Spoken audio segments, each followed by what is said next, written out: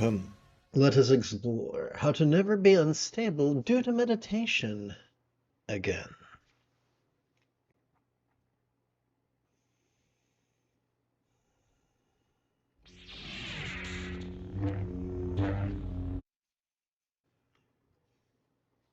An individual wrote asking, why are so many enthusiastic and devoted long-term meditators emotionally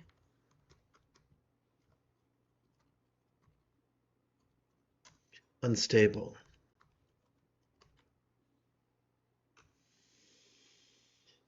And the initial answer is going to be a bit disappointing.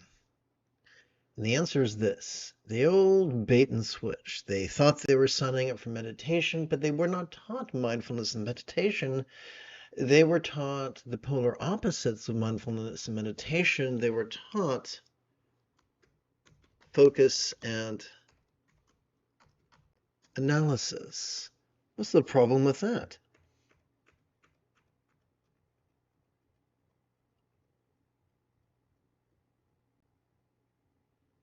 Hmm. Sturgeon's law reminds us that 90% of everything sucks. That suckiness could look like Yang's religious patriarchy, wherein we are conditioned to be rigid, fearful, superstitious, controlling, elitist, cryptic, competitive, and cruel, to such a degree that we actually deride the minority who instead choose to be flexible, loving, rational, laid back, egalitarian, lucid, cooperative, and kind. And Yang's religious patriarchy, and it goes by many names, we are slaves to our rigidity and our controlling tendencies. And this becomes obvious when we explore the neuroscience of concentration and analysis.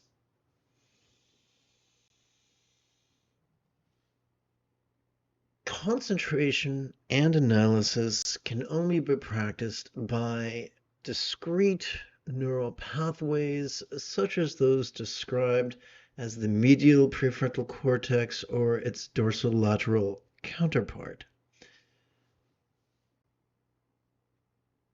Focus and analysis require a lot of glucose and effort, and they're very efficient at exhausting our prefrontal cortex. As we exhaust our prefrontal cortex, we trigger our amygdala, our primal survival-oriented amygdala, which functions as the seat of anxiety and aggression, driving such survival instincts as flight or fight. When people concentrate, they become cranky and anxious, even if they do it with the most altruistic intention. A typical feedback loop is as follows. Someone practices concentration and contemplation, also known as focus and analysis. They get cranky. They have enough self-awareness to know that crankiness is destructive, and they try to fight the crankiness by focusing and analyzing, ironically enough, on compassion. And even though their intention is beautiful and their intention is laudable, their methodology is inherently toxic. So the really intelligent question is, what is the key to meditation, whose byproduct will be the opposite of anxiety and aggression, whose byproduct will be peace and empathy and intelligent creativity? Because let's face it, anxiety and aggression undermine our problem-solving skills, do they not?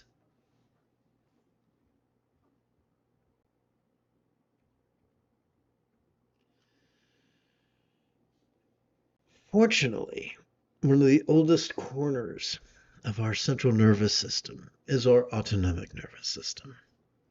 Every time we inhale, we are already wired to automatically access the sympathetic nervous system ensconced within the middle third of our spinal cord. The sympathetic nervous system has evolved to help us to notice in a very special way, to help us to notice vulnerably, passively, viscerally, randomly, and fleetingly.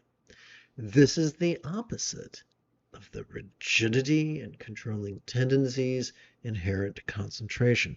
Concentration is like, I'm going to focus on one thing and push everything else away.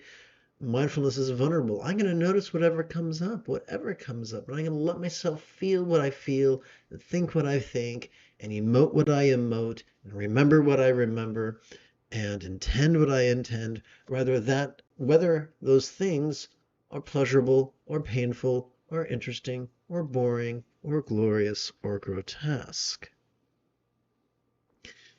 And we can ask ourselves a very important question.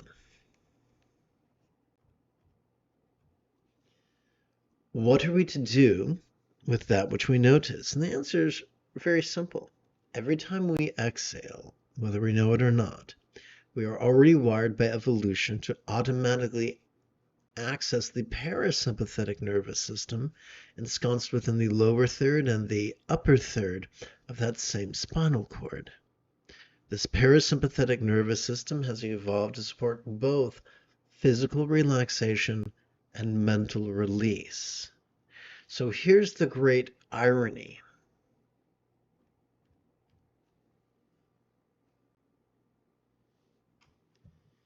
To practice, no less master, mindfulness and meditation, we do not have to force anything. We do not have to fight anything. We do not have to struggle. All we need to do is cooperate with our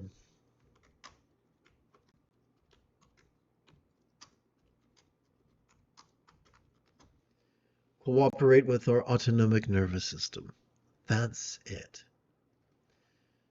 We do not meditate to lobotomize the parts of our brain that perceive, emote, intend, reason, recall, or imagine things we don't like. We meditate so that we get better and better at accepting that things come, accepting that things stay, accepting that things go. Now, a reasonable person could fret that doing so can make one a doormat. But here is the irony. There are two fringe benefits of mindfulness and meditation. The first is the highest love, which is spontaneous and uncontrived, because we're already wired for it. We have a part of our brain known as the anterior cingulate gyrus that's already wired for empathy. We don't have to force it. The second benefit is centered spontaneity.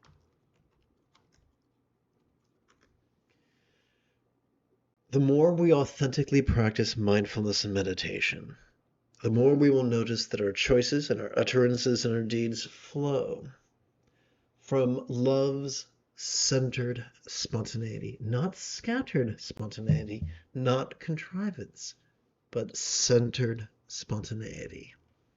That makes being a doormat impossible. That makes choosing or saying or doing the right thing in the right way at the right time an effortless act of ultimately going with the flow. This is what some people insist the Buddha meant by the sixth fold of the eightfold path, the effortlessness of right effort. It is also what was taught by Lao Tzu in the Tao Te Ching. Let's tie this up in a big red bow. Many people turn to classic forms of mindfulness and meditation because they want peace and love. Many times they come across authors or teachers who, in the name of mindfulness and meditation, teach them the opposite of mindfulness and meditation. And often this is done accidentally, non-maliciously, but instead they're taught focus and analysis, which have disastrous side effects. The peace, the wisdom, the creativity, the love that we desire is as close as cooperating with our autonomic nervous system. Having completed our opening lesson, it's time for us to shift gears. It is Qui-Gon Jinn Tuesday morning. Come, let us meditate like a Jedi after approximately 30 seconds of housekeeping. This is the Renegade Lama Jigme Gyatso of the Buddha Joy Meditation School. For more than 30 years, I have harnessed my autistic special interests as well as my ADHD hyperfocus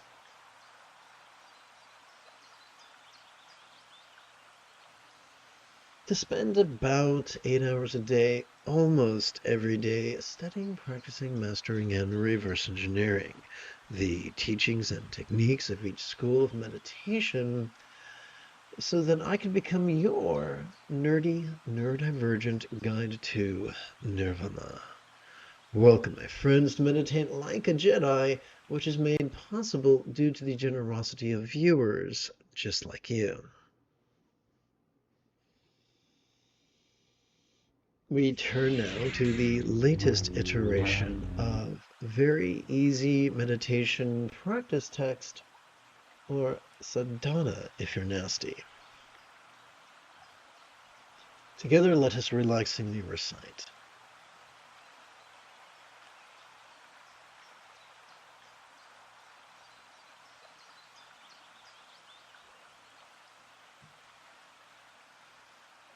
Whatever comes, may all beings notice, relax, and flow.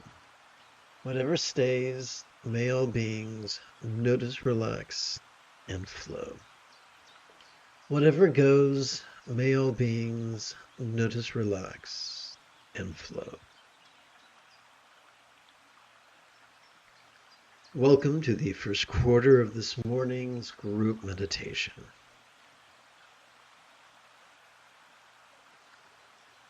Upon the tip of our left ring finger, we could rest the great knuckle at the base of our right ring finger, palms up in our lap.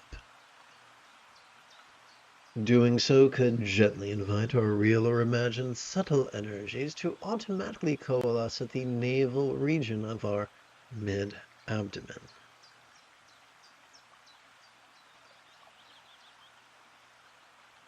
So the $64,000 question is, what is the most efficient way with which we can cooperate with the healing mechanisms of our autonomic nervous system?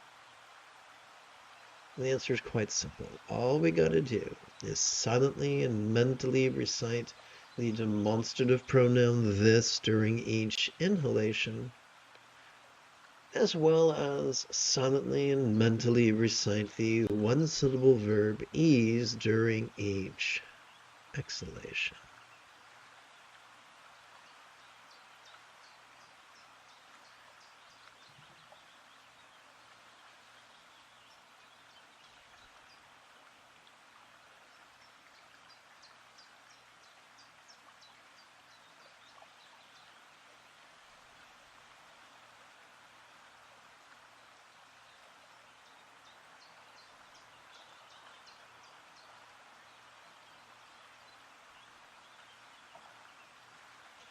As a survivor of prolonged narcissistic abuse, watching video clips of the disgraceful way that my president and vice president treated a foreign ally has been triggering my CPTSD. And so, as images of that horribly abusive and grossly inappropriate behavior cartwheel across the stage of my mind, I practice mindfulness and meditation.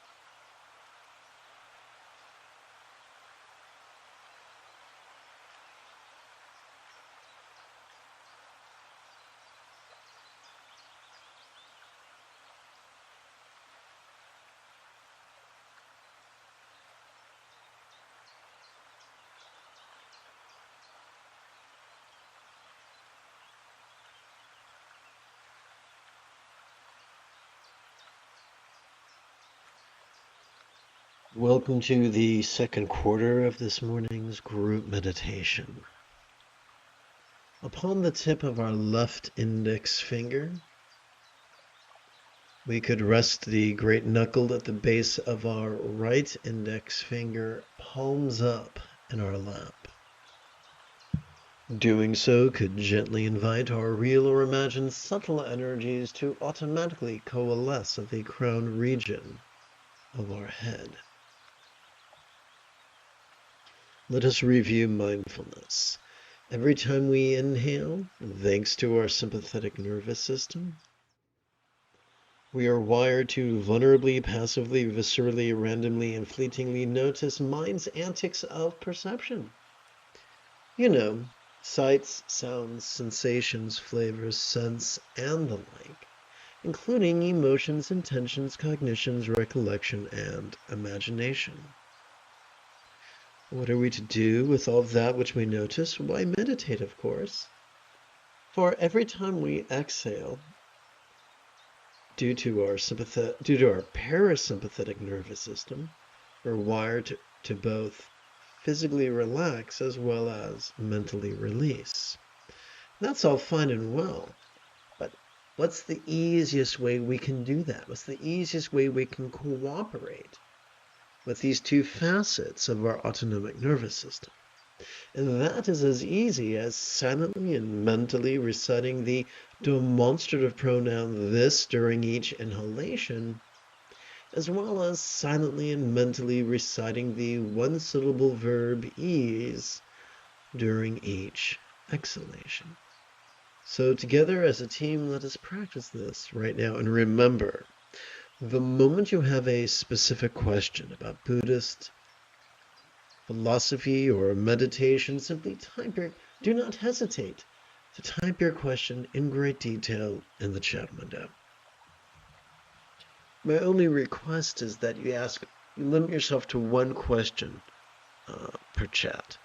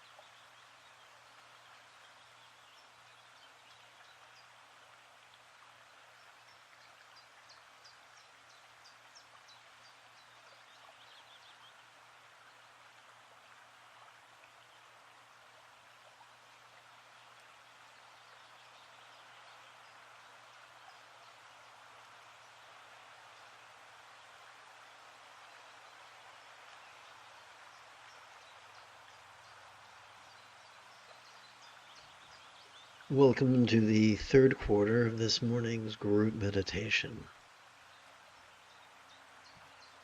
Upon the tip of our left middle finger, we could rest the great knuckle at the base of our right middle finger, palms up in our lap. Doing so could gently invite our real or imagined subtle energies to automatically coalesce at the heart region of our chest. Once again, every time we inhale, thanks to our sympathetic nervous system, we are wired to vulnerably, viscerally, randomly, and fleetingly notice all manner of phenomena. From the external to the internal, from the physical to the mental, from the pleasurable to the painful, from the interesting to the boring, from the glorious to the grotesque.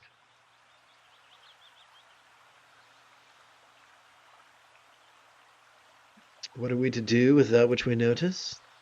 Why, we meditate, of course. You see, every time we exhale, thanks to our parasympathetic nervous system, we, are already wired to practice both physical relaxation as well as mental release.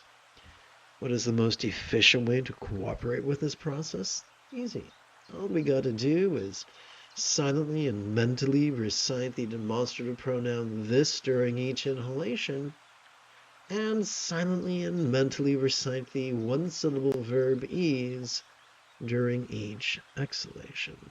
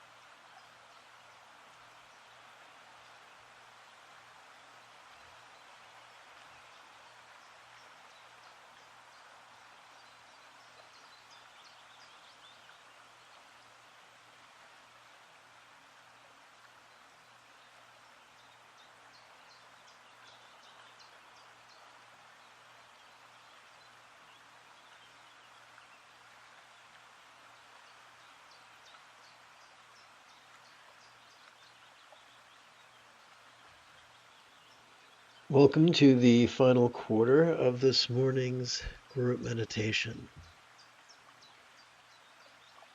Upon the tip of our left ring finger, we could rest the great knuckle of our right ring finger, palms up in our lap.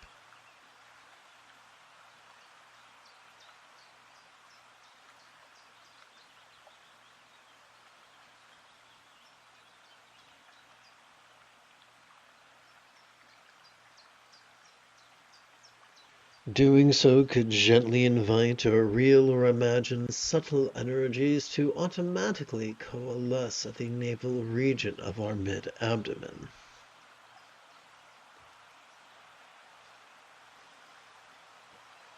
Welcome to the final quarter of this morning's group meditation. Let us review mindfulness.